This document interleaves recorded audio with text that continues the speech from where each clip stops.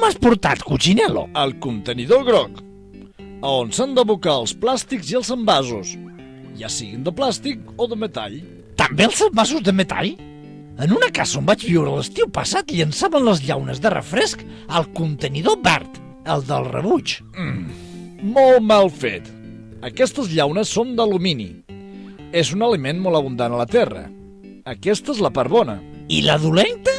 La dolenta és que per produir alumini es necessita una quantitat enorme d'energia que origina grans emissions de contaminants al nostre malmès planeta. Ben mirat, no val la pena pagar aquest preu si en lloc d'utilitzar alumini per les begudes podem utilitzar el vidre, que és un material molt reciclable. I si el vidre no està a l'abast, és millor comprar una ampolla d'1,5 litres abans que 4 o 5 llaunes d'alumini. Alguna cosa més? Sí, que també convé substituir el paper d'alumini d'embolicar per paper normal i eliminar l'ús de safates i estres d'alumini d'un sol ús. El millor reciclatge és el que no s'arriba a fer. No compris envasos metàl·lics sense pensar, però si no pots evitar-ho no has d'oblidar que van al contenidor groc quan ja no fan menester. Fes-ho bé! No costa res.